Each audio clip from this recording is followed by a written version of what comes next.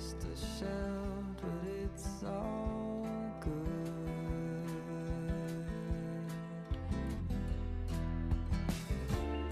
I never thought I could be so happy.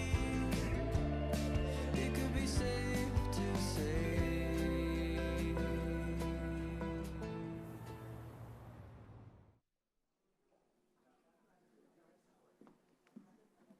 Good afternoon, everybody. My name's Kathleen Drum, and I'm the Industry Director at TIFF, and it's my absolute pleasure to welcome you to Telefilm Canada's Talent to Watch in the Director's Chair, Lady Boss. We are just thrilled to partner with Telefilm on this special and important onstage conversation. Thank you, Telefilm, for your support for us today and throughout the year, and congratulations on your 50th anniversary. A reminder before we start that please no photography or video recording is allowed inside the studio. However, not to worry because we are live streaming this session to our website and YouTube channel.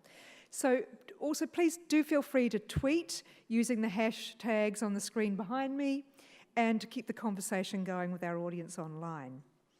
I'd now like to invite the Executive Director of Telefilm Canada, Carole Brabant, to tell you more about today's session.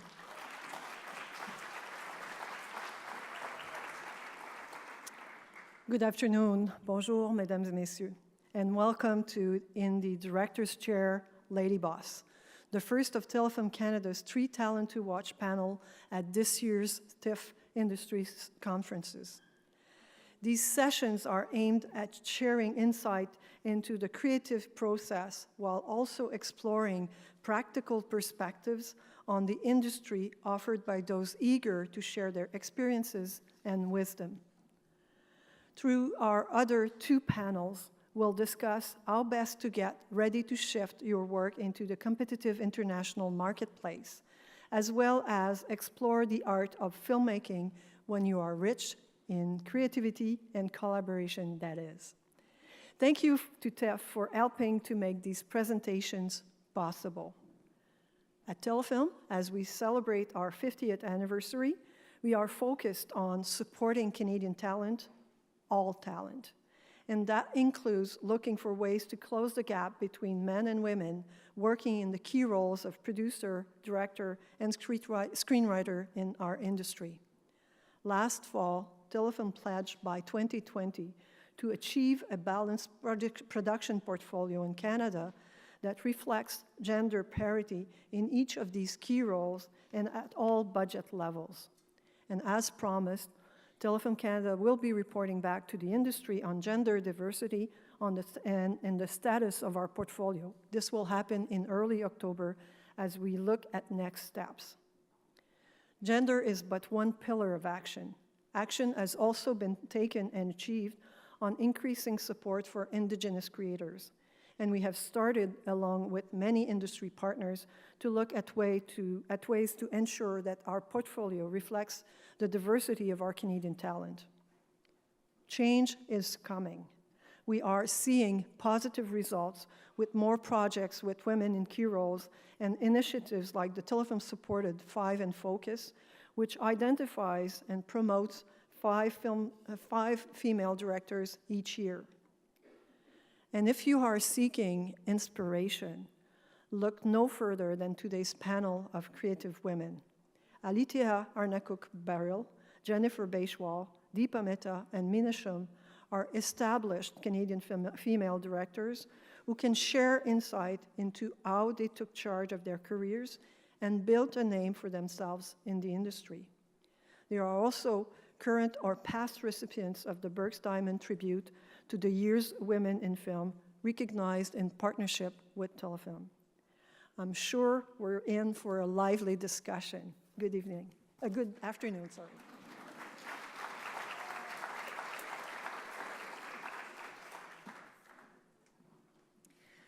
Well, we have assembled an outstanding lineup of talented female practitioners for this conversation today.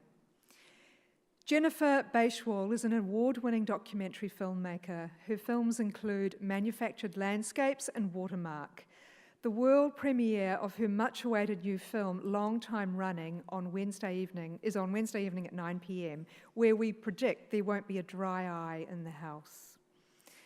Alethea Anna Cook-Baril is an acclaimed Inuit filmmaker whose many credits include Inuit High Kick, Seven Sins Sloth, and Aviliac Entwined. She was an executive producer on the award-winning Throat Song and co-produced the documentaries Experimental Eskimos, Arctic Defenders, and Angry Inuk. Mina Shum is a Hong Kong-born, Vancouver-raised filmmaker whose film Double Happiness won the award for Best Canadian Feature at TIFF. Drive, She Said, and The Ninth Floor also played here at the festival. Her latest film, Meditation Park, next screens at TIFF on Monday evening at 6:45 p.m. Deepa Mehta was born in India and studied philosophy in New Delhi before immigrating to Canada. Her remarkable feature films have won critical acclaim and the attention of audiences around the world, including Fire, Earth, Water, and Midnight's Children. Her most recent films are Bieber Boys and the powerful reimagining of a crime, Anatomy of Violence. The moderator of today's discussion is Helen Dutoit, who is the Senior Interim Director of CBC's new Breaking Barriers Film Fund, established to support the work of underrepresented filmmakers. Helen is also an independent film producer and film curator who has worked at the Toronto, Edinburgh, Seattle, Vancouver, and Palm Springs International Film Festivals. How fantastic is this lineup, everyone? Please join me in welcoming to the stage Jennifer Beischwell, Alethea Anakuk-Baril, Mina Shum, Deepa Mehta, and Helen Dutoit. Thank you, Kathleen.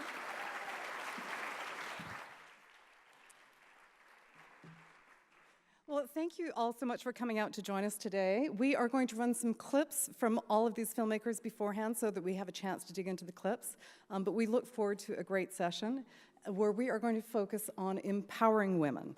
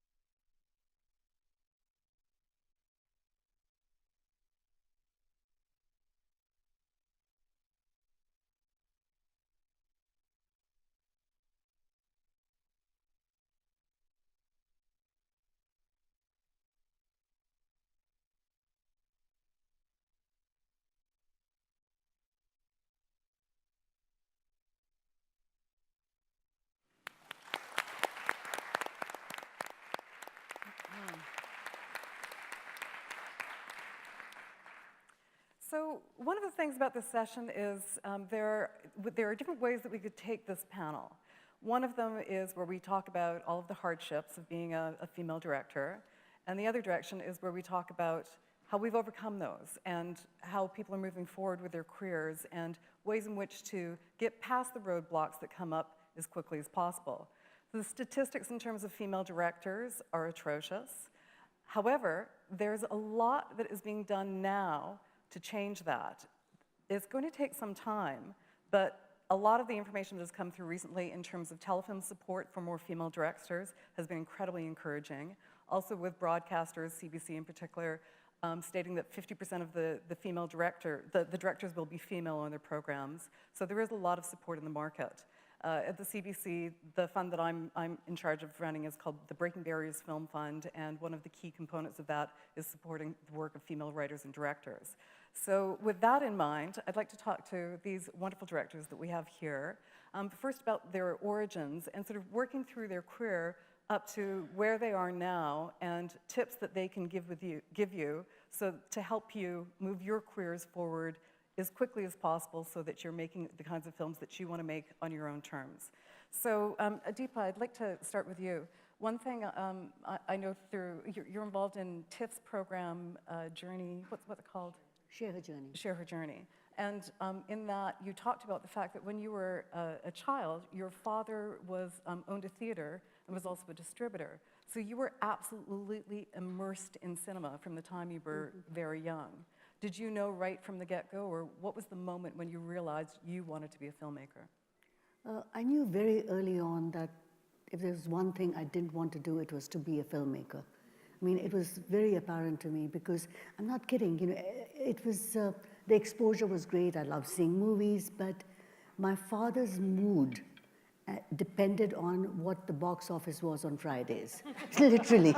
So, you know, when Friday used to come and the film's going to be released, it was like, oh my God, I hope it does well. And it really, so the business of making films and making films is really integrated in my being, and it wasn't too pleasant. And so it was still, you know, I thought I was going to become, I was going to do my PhD, and wanted to become an academic. And then, you know, friends said, you know, we need some help in a small documentary office that they had. They made documentaries in Delhi, and would I come and answer the phones? So I said, sure. You know, I had nothing to do at that point, so I did. And slowly I started getting into doing sound and doing editing and doing camera work. And I said, my God, I can tell my story using these tools. So this kind of exposure was very different from the kind of exposure I had. I mean, I learned about film towards what happens at the end of the filmmaking process. And I fell in love with the process of making them. I loved it. And when you were studying at college, you were studying philosophy. Yes, I was studying philosophy. Interesting. I know, Jennifer, you also studied philosophy, right? Yeah, I didn't know that. Do you want to know the title of my master's thesis? That nobody read except for my professor and the outside reader, which is why I turned to film. It was called Reinhold Niebuhr's Conception of Sin as Pride, a Reevaluation of the Feminist Critique. There you go. Fascinating, isn't it? Like, don't you just want to get out and read that right away? I can distribute copies later. Jennifer, did you say that's what made it obvious that you need to become a filmmaker? What's the connection? Oh, so I did that, and then I thought, my God, I'm wasting my time. Like, this medium of inquiry is so rarefied. Nobody's ever gonna, like, these ideas are never gonna come out, and I thought there must be some more lateral way of exploring these ideas, identity ideas, meaning, you know, metaphysics, these things that I studied in a way that was more accessible to people. And so I did a film on women and identity, the problem of personal identity, by asking a bunch of women to describe themselves. And I had no idea how to do it at all. Like, I had no training. How old were you? I don't know, like 25 or something. Okay. And maybe a bit younger. And I just did it. I learned by doing it. And as soon as I started doing it, the very first day that we were shooting, I thought, oh my God, I found exactly what I want to do for the rest of my life. It was that kind of a vocational, I got it. Right. And then, so Deepa, for you, once you were working on somebody else's work, then how did you transition to making your own first film? Well, it was really strange. I mean, they've had to make a 3-minute documentary on how wheat, the grain, grows. So, and nobody wanted to do it at the office. So the boss said, Deepa, why don't you do it? So I said, okay, So I went with the camera and I went to this farmer outside Delhi in his field. And I said, what the hell am I going to do? How do you show wheat growing for 3 minutes? It's a long time. And I realized that actually, I didn't have to do any trick photography. I didn't have to do anything. It was the process of somebody waiting for wheat to grow. So I think that transition from being literal to making a story out of it. There's a farmer sitting on a charpai. He's smoking his hookah. He gets some tea. His wife makes him the tea. He says there's not enough sugar in it. So it just became the whole, the usual thing that happens. We make my tea, put some sugar in it, and I think that was the story. Well, the interesting thing about that is that even though you were in a documentary, your natural storytelling instincts and your imagination kicked in right from the get-go. So your drama instincts were there right from the get-go. Yeah. So it makes sense that, because all of you have done drama and documentary. So Alethea, I know that you were studying illustration in Oakville? I was actually studying computer science at University of Waterloo first, and then I was miserable there. It's a very hostile environment for an Indigenous woman, I think. The reason I went into computer science is because I wanted to make adventure video games that were non-violent and have a female lead character. And there was a games programming school in Vancouver at the time, but it moved to Seattle, that required having a computer science degree, and that's why I did that. It's also why I went to Sheridan for illustration, because after a couple of years, I realized that the people who get to choose what games are being made and what stories are being told aren't the computer programmers, they're the artists. So I went and studied illustration. And then as a summer job, a documentary filmmaker needed an assistant editor who could speak our language. And so I did that for a summer. And so it was in an edit suite where I realized I wanted to be a documentary filmmaker. What was your first film after that? That I worked on of someone else's or my own? Your own. Oh, yeah. My own. The first one I ever started was a documentary about Inuit traditional tattoos and their near disappearance and my own journey to get my tattoos, which at the time I started the project hadn't been done in about 100 years. Yeah. Something interesting that I was reading about that is that when you completed that document, took you about 5 years to make that one. And when you completed it, at first you decided that you didn't want to release the film. Can you explain that? There had been some media coverage while I was making the film, and I very quickly started getting emails and messages from people asking for information about our tattoos because they thought they were cool and they wanted to get them. And most of them were non-Indigenous. So I kind of held on tight to my film when it first came out because by the time I finished my film, there were about 5 of us Inuit women who had our tattoos, when once it was every single Inuk woman had them, and it was extremely strange to not. If I'd released the film widely, and I didn't know how to talk about cultural appropriation back then, I didn't even know the term. And so I worried that if I had released the film to a wider audience, we would very quickly have a whole bunch of non-Native people more non-Native people with Inuit tattoos than actual Inuit with Inuit tattoos. So I was very careful about who I let see the film. It's very strange. I mean, most people want people to see their film, but I never expected there to be an audience for the film outside our community, and was shocked when there was. So what happened? And then you did go on and release the film eventually. And I did eventually. I've learned a lot. I owe a lot to Black women academics that have published incredible brilliant articles and master's thesis and that kind of thing that I've read that helped me to learn how to talk about these issues and release my film responsibly.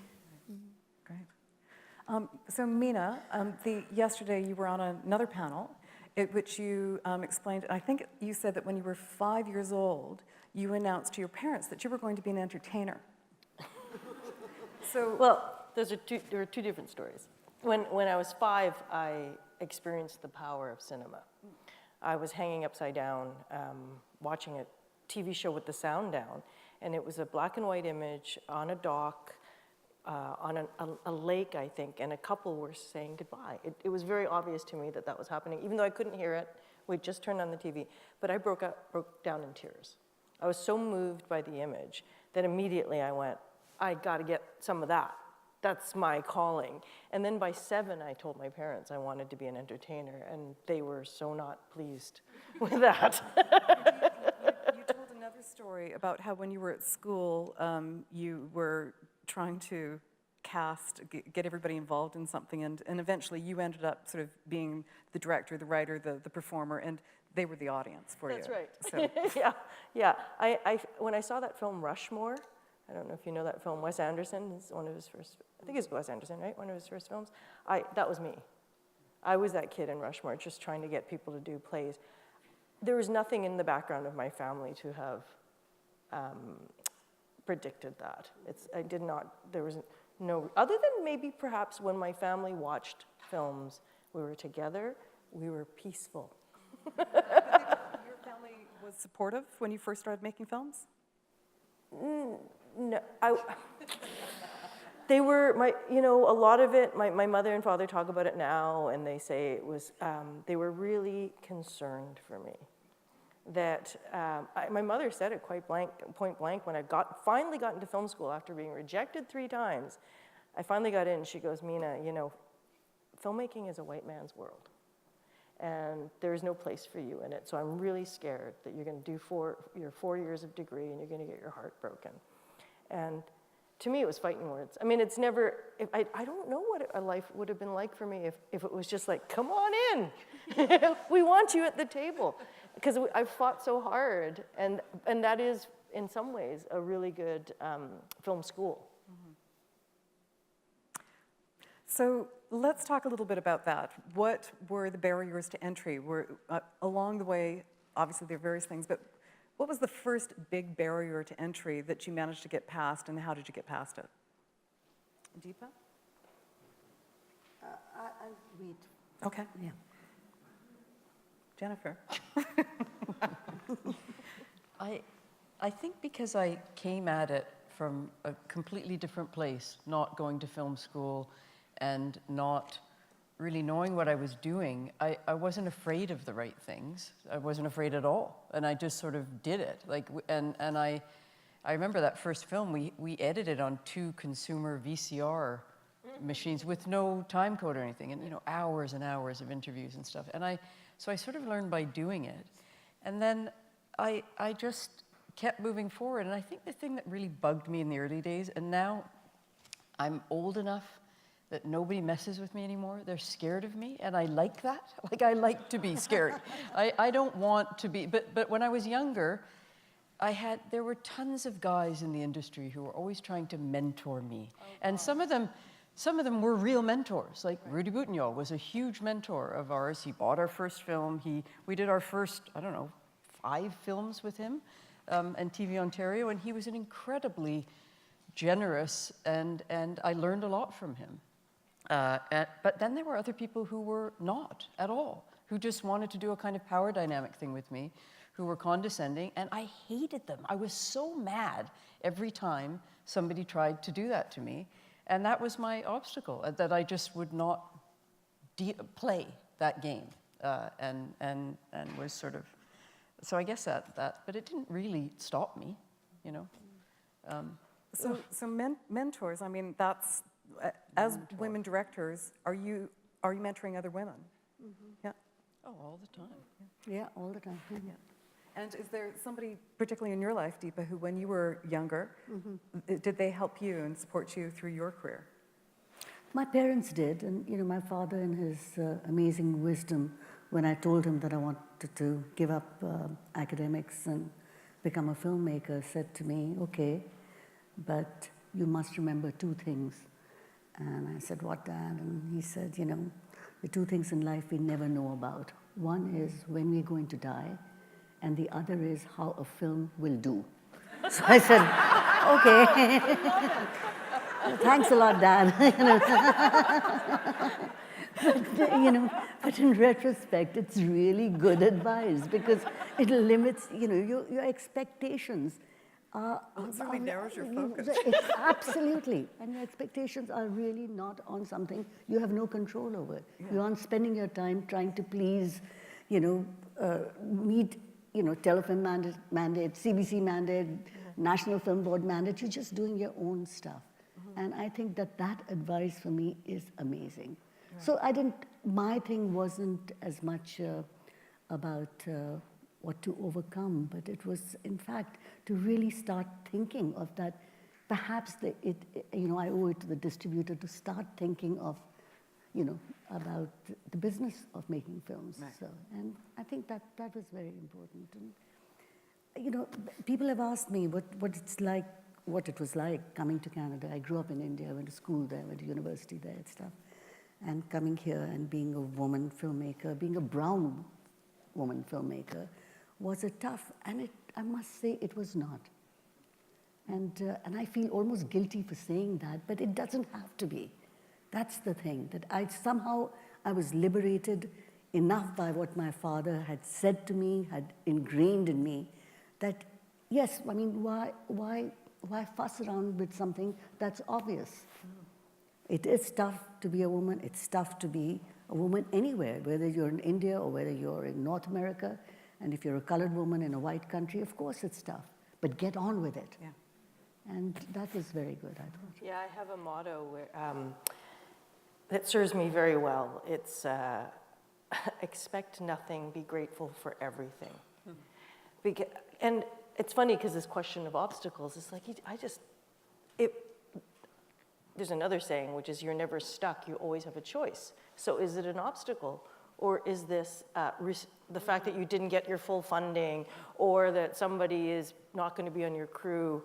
Isn't it maybe the way the path should be? Like, I kind of look at that. I guess that leads to another question really about, in terms of creating art, sometimes it's through having more limitations that you actually end up making something more interesting. Mm-hmm. So, I don't know, Alethea, for you, one of the things is that you're living up in Iqaluit. So, yeah. In terms of having a large filmmaking community around you, has that been a big challenge for you? Absolutely. I think certainly in terms of crew.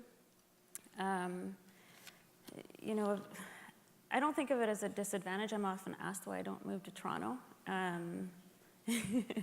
Toronto's not the center of the world, especially when you're trying to make films about Inuit culture. Toronto's like super the wrong place to be.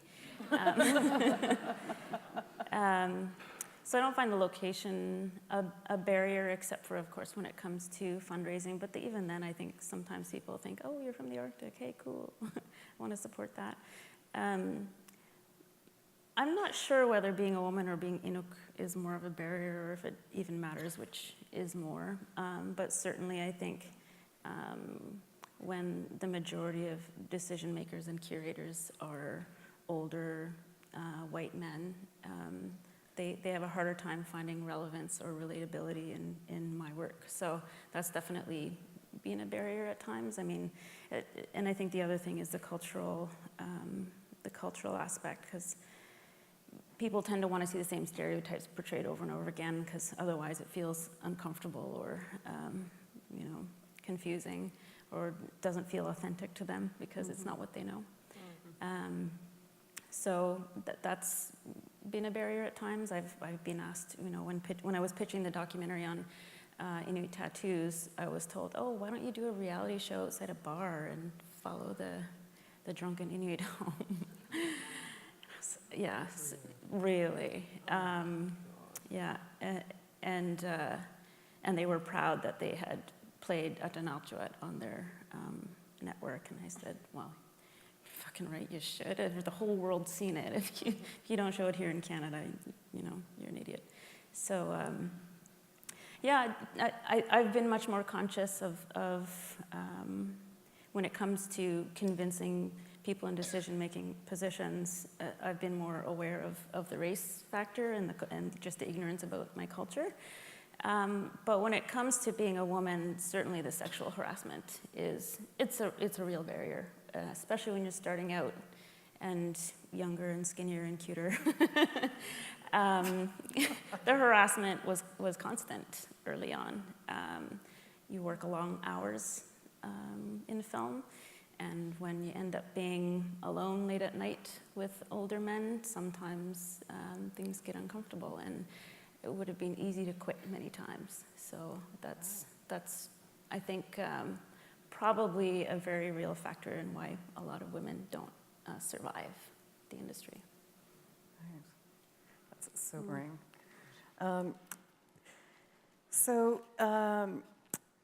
Mina, yesterday, the idea of why do we make films came up, or why do we make media, television films, and one answer from the panel that you were on was somebody's not trying to change the world, they're just telling stories that they think are entertaining, and the next person said, no, their intention is to change the world.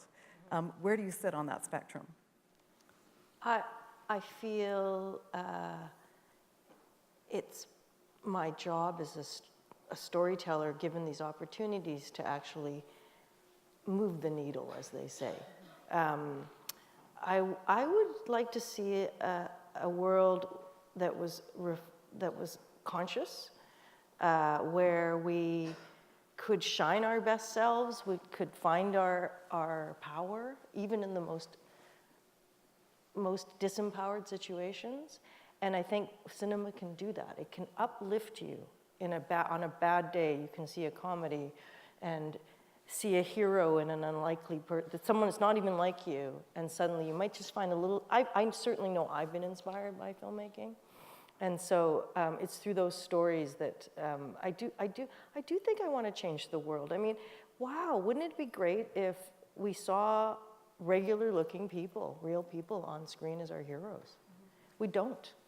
Well, one of the things that's nice about Meditation Park is that you don't that often see an older character who is, like, it's a story of female emancipation for a woman who is, you know, over 65.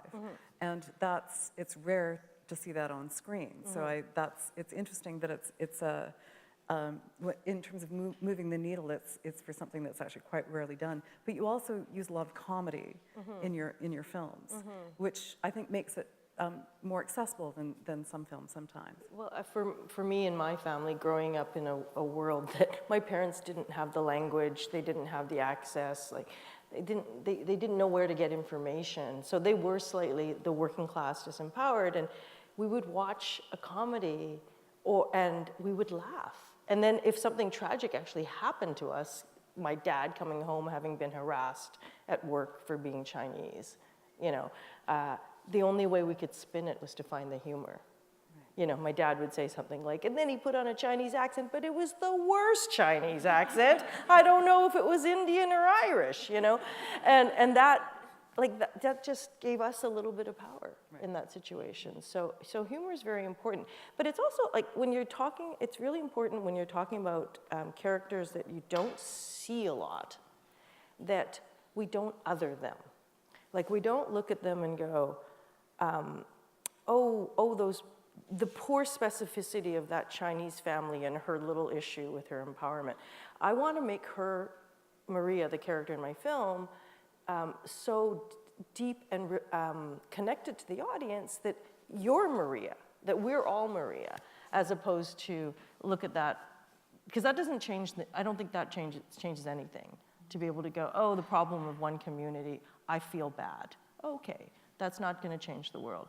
But if I feel what she feels, that might change me. Yeah, it gives the audience an emotional connection and moves them to something. So Yeah, so I try to, like, I take the specific, I try to make it universal. You do that with your work too, in your narrative films, I find. Do I? Yes, I find you do. Yeah. You could, it's it's cultural, I think I'm thinking about water, and, very culturally specific, but at the same time completely relatable in terms of the emotions of what your lead characters are going through. And I think that's important. And then Jennifer, you in some of your earlier films, you were working sort of in the art. You were exploring things to do with art and creative people, and then you have also shifted into the environment, also bringing, like, you work with Edward Bertinsky on projects, and so that's, but your films are big, sort of epic documentaries that take a long time to make and are beautiful to watch. Like, it was interesting because I was watching the little screen down here, and then I don't know if any of you turned to look at the big screen, but it's just like, that's how cinema's meant to be seen on the big screen, and that was gorgeous clip. Can you talk a little bit about your work? I realized I probably should have shown the trailer for Long Term Running, and I just didn't even think of doing that. But anyway, that's... But they can go see the film on Wednesday. Yes, please go. Or go in the theater, because it opens on Friday.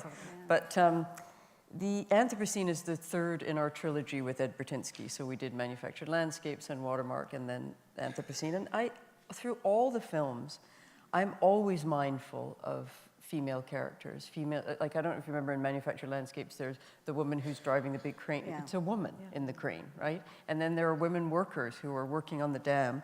And I feel like my eye always goes there, and I'm always interested in their stories. There was a woman in the shipbuilding yards in Manufactured Landscapes. She looked like she was 16 years old, and she's a welder. And I was just fascinated by her. And I went up and we started talking, and I said, how did you get this job? And then we got banned from the shipyards because we weren't allowed to talk to her because she was a worker, and she was a lowly worker, and she was a woman. And it was like, you can't, So I'm always mindful of doing that. But then I realized that because we go all around the world for our films, we were talking about this, nobody ever thinks that I'm in charge. Like, when I'm usually with a crew of a bunch of guys, and it's often I am the only woman, and I have to live with that kind of, sort of macho dynamic and all the gear, because we have so much crap, all the drones and the fancy cameras and all of that, and then nobody ever thinks that I'm the director. And the process of realization with the heads of the dam building, corporation, or the people in Kenya, or everywhere we go, it's an interesting process when they kind of realize, oh, you, and then their perspective shifts a little bit. So I feel like that's a good thing. But when we talked about this earlier, you were saying that one of the things about your career is that in general, you were surrounded predominantly by men. Is that right, career-wise? That, like, in terms of you work with your husband, Nick, and you've been working a lot with Edward, so it's you and the boys. It is me and the boys, and that's okay. They're nice guys. And you're the boss. I'm the lady boss. No, I mean, sorry, Ed wouldn't not. Well, even Nick would not agree that I'm the boss of him, but I am sort of the boss of him sometimes. It is that, but it doesn't. I'm fortunate in that the people I work with have never tried to put me down in that way. In fact, they've been incredibly supportive. Am I going to read out some of these? Yes, Jennifer's going to read some statistics. So the first ones are really depressing, and then the last one is good. 12% of films have a clearly identifiable female lead. 30% of films have speaking female characters. This is all stats from the Share Her Journey campaign, which is a really important initiative that we're both part of. I think are we all part of that? Yeah. Women make 25% of producers, 20% of editors, 19% of executive producers, 14% of writers, 11% of directors, and 7% of cinematographers. Of 250 top-grossing films, 9% are directed by women, 11% are written by women. Catherine Bigelow remains the only woman to have ever won an Oscar for Best Director in the Academy's 86-year history. Is that not insane? Yeah. Okay, here's the good one though. 40 to 50% of films in the past 3 years at Hot Docs have had women directors. Women really punch above their weight in the documentary world, I will say. So. And by above their weight, you mean equally. Yeah, well, exactly. You're right. You're right. Deepa, you over the years you've made a lot of films, and I meant to count before I came, but it feels like there must be 20 feature films. Is that? No. How many? About 8, I think. Well, I think yeah. that, but you've Maybe done 9. documentaries and I've done 3 documentaries. yeah, and also work as a producer too. So No. didn't you produce Cooking with Stella? No, David did. Oh, I thought you were listed. But did you write it? No, Dilip wrote it. I was. But you know the director. He's my kid brother. So, Right, but so you've had a long and very impressive career, and you know, one of the series of your films that I like enormously is your trilogy, Fire, Earth, and Water, and I know that once you like Fire and Earth did incredibly well and played to a great reception at the Toronto Film Festival, and Water took a little longer to make. What happened with Water? Why was it more difficult to get that film made? well, it always comes down to art and religion, doesn't it? We were trying to make Water in Varanasi in India, and before you make a film in India, you have to give it to the Ministry of Information and Broadcasting.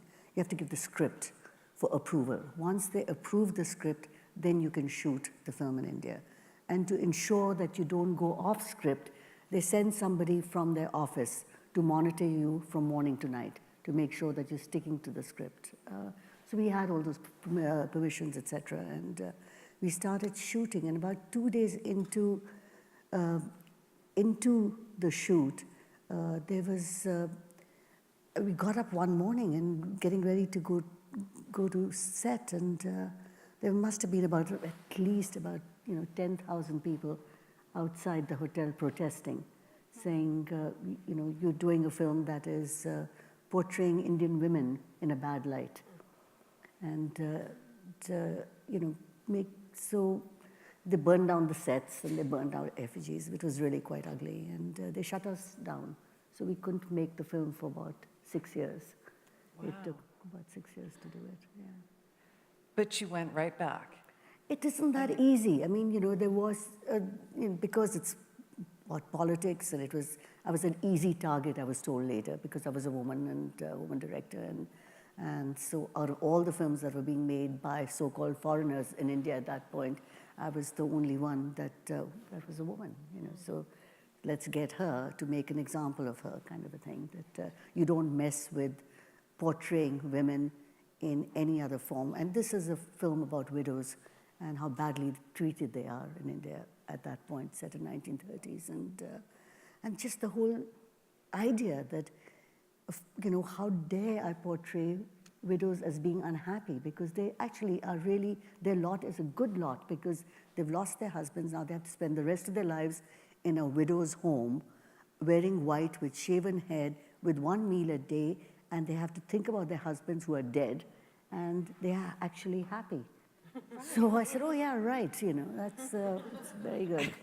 So, and when we were shut down, there were different places, provinces in India that said, come and shoot here, and I had to make a very difficult decision. I was really mad, I was very angry. And and we could have shot in Calcutta, but I thought that, I said, no, I'm not going to shoot the film till I stop being angry. I think that's the only wise thing I've ever done in my life, really, because I just felt that if the film Water, if it was done with the kind of anger and resentment that I had, it would be a very ugly film. And so I said, no, we'll do it when I stop being angry. And that's what happened. Right. It took 5 years for the anger to dissipate. And then, it was wonderful because Telefilm came on board and they were so supportive. Yeah. And this was, and the film was in Hindi. It wasn't even in English or French or an indigenous language, but they embraced it and they said, no, go and make it. And in fact, the festival was superb because they again, you know, they decided to open the festival, TIFF, with water. So suddenly there were many things. It was a woman director. It was a film which was in Hindi. It wasn't in English or French or whatever. And it just opened a lot of space, I think, that had been locked. So perhaps the 5 years of waiting was okay. I don't know. Well, and it's, I mean, anger is an interesting element in filmmaking too. I mean, Jennifer, you were talking about how earlier on in your career, it was something where you were so angry about this, but in many ways it makes you more determined. And it's interesting that you had to get some distance from your anger because the film is a very loving film as well.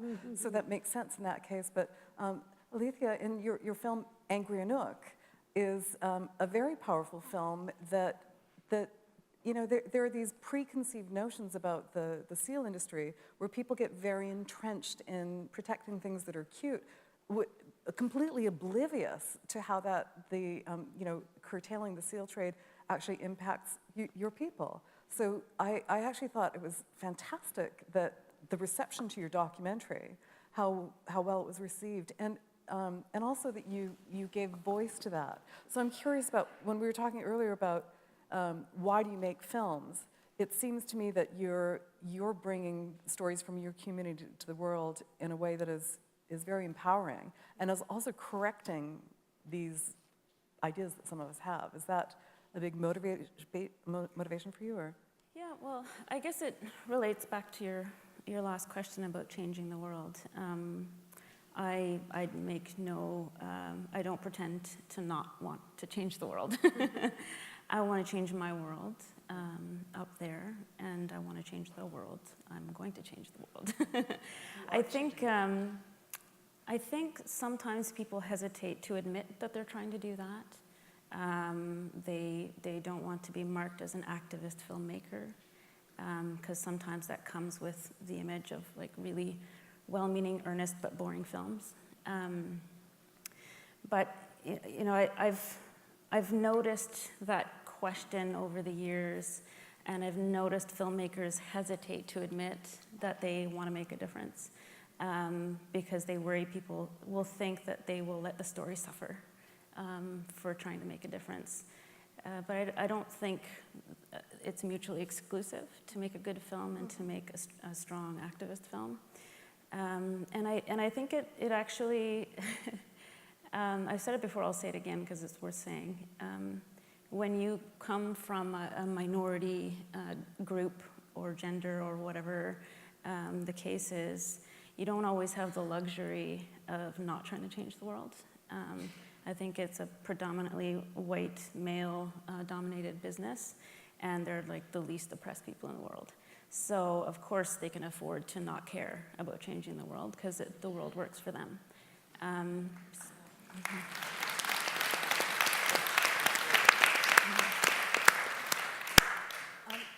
So with your documentaries, I noticed that you also have made a narrative short film. Is that correct? Do you imagine moving into narrative features yourself as well? I do somewhat. I'm a documentary filmmaker at heart, absolutely, and I'll never stop being one. But I am intrigued with drama. That short film was actually part of a project where we had limitations. So there were a group of us that watched all each other's work, critiqued each other's work, and came up with challenges for each other. As you were saying earlier, sometimes our best work comes out of working with limitations. I had a ball making that short film. It was an Inuit lesbian love story that involved polyamory. I'm actually a producer on a fiction that's in post-production right now called The Grizzlies, directed by Miranda de Pontier, Jennifer's husband's sister. Yeah, and I've fallen in love with drama. I didn't think I'd ever take interest, but when I directed Avélère, the short film, I just felt like a god. Like everyone just does what you tell them to do and says what you tell them to say, and after 15 years of working in documentary where you don't know what is going to happen, I felt very spoiled. Well, we need to go to Q&A now, but just before we do, I would like Jennifer to tell us about the share her journey. What is that so that people understand what does it hope to do for female we filmmakers? should all talk about it. I mean, because the Share Her Journey campaign of TIFF is a major initiative to support and nurture women filmmakers, not just in terms of the films that get accepted into the festival, but a whole year-round program that involves industry, mentoring, development support, networks of, if women want to hire women crews, where they can get databases where people can come back and forth, forums where women can talk together. And all of those things are, I think, necessary parts. It's not, we can't just say we're going to get to 50-50, or we're just going to start, accepting more films into the festival that are directed by women. It's not like, it has to start at the beginning. It has to start right at development. It has to start at mentoring and education and bringing people up. There's often, people make a film once and then they're not supported properly for their, the films that they're going to make, to be able to make subsequent films. And that's part of the initiative too. So it's very multifaceted, and I think it's a really strong gesture of TIFF.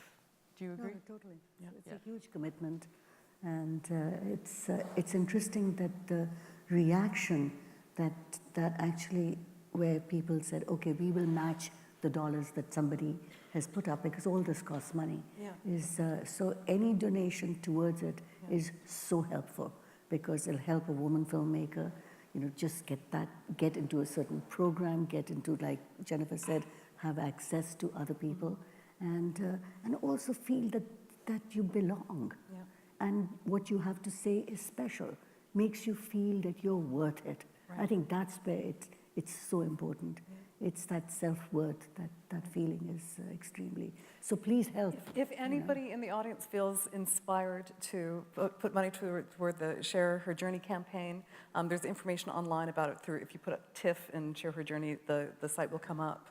I think we should go to a Q&A, but just before we do, one of the things that when we were deciding who would be on the panel, I remember years ago when I was talking to a very senior producer about how it is that he chooses to work with filmmakers. And he said, when I go to meetings, I don't want to meet the producer of the film, I want to meet the filmmakers, because I need to see the fire in their eyes. And that's how the four of you came to be on this panel, because there's fire in your eyes. And it's just, I think it's one of those things, filmmaking, sometimes I think that filmmaking can be a groovy thing to do, or people think of it as a cool thing to do. But once you get in the trenches, it's hard. And you have to do it against all odds. It's like whatever comes up, you have to be willing to, like, if you can't get over that obstacle at the time, give it time, get back up again, and go past it. But as soon as you start to think in a defeatist attitude or feel like a victim, you're done. You have to be so determined to get there. And that's why one of the other things about all of your films is I like that there's a very strong sense of purpose. I like films for entertainment's sake as well and for escapism, but I like to come through a film and feel like somehow the needle has been moved in me. So thank you all so much for all of your fantastic films. Thank you. Yeah. And I've just been showed a sign to say that we have time for 2 minutes for questions, but we'll extend a little bit. So we're going to, right at the very back, there's an eager hand. Please.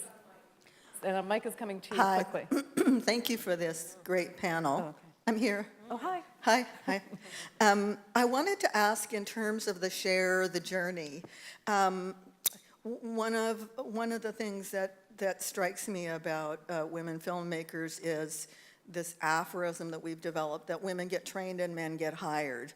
And I'd really love to suggest that the emphasis be on employing, advancing the women the many women directors who are already mentored and trained and shadowed within an inch of their lives, and just are not being permitted to move on beyond that stage. So that's just a hope that Share the Journey is about recognizing that there are probably 50 at a minimum trained female directors in Canada that are so ready to be given major challenges and budgets.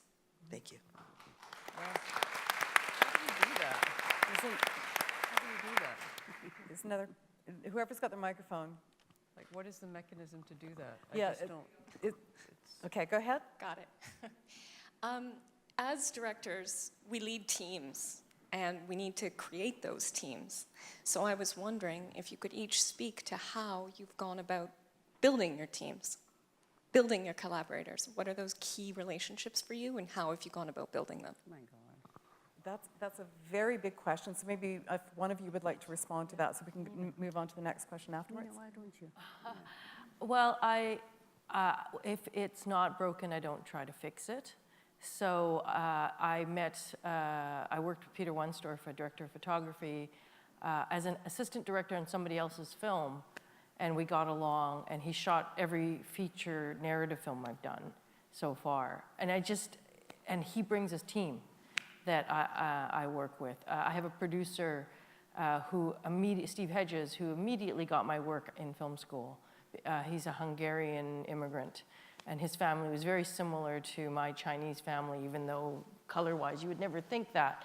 And so I just, by any means necessary, find people that have the same fire in their eyes that you do, that really get you.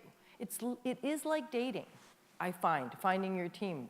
Not in a sexual way, but in terms of, no, it isn't. It's more like, do you get me?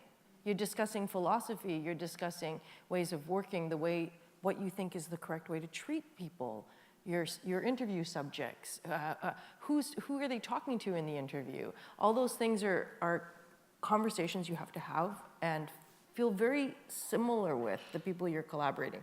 They're following your vision. If they don't get it, then it was a really good first date, but probably they're gonna let you down in the end, right?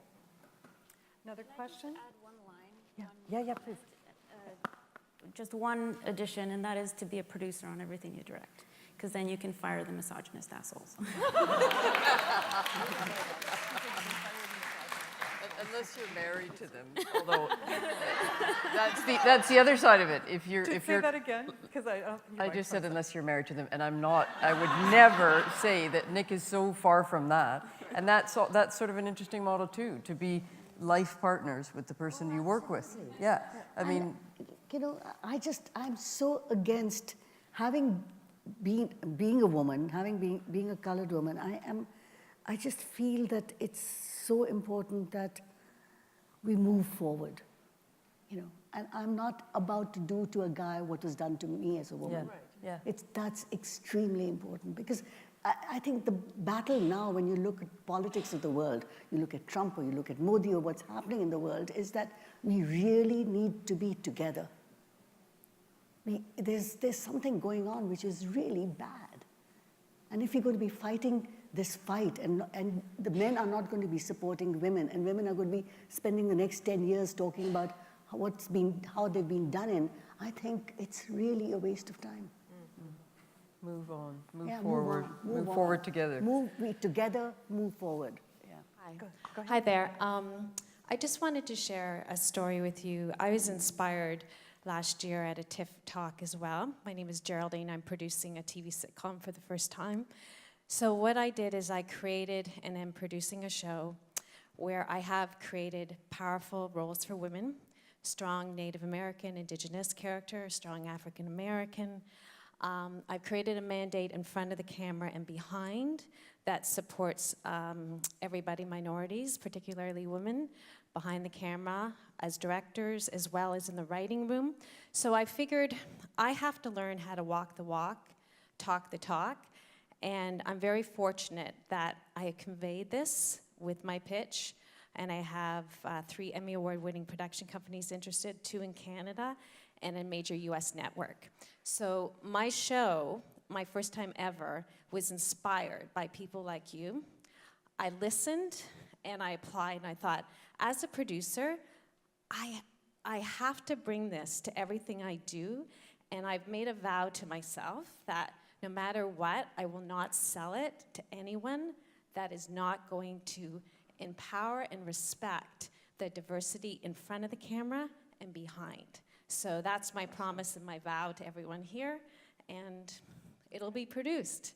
I know it. So thank you so much for everything you do, and for all the women and all the people that continue to fight the fight. I wouldn't be doing what I'm doing today if it wasn't for people like you. So thank you. Good for you. I've been given the sign that we've run out of time, so thank you all so much. And ladies, thank you so much for being such great sponsors. Thanks to our panelists. Also, if you would like to stay tuned, at 4:30 we are going to have a masterclass with Armando Iannucci and talking about political satire. Thank you everyone for coming. No, you have to.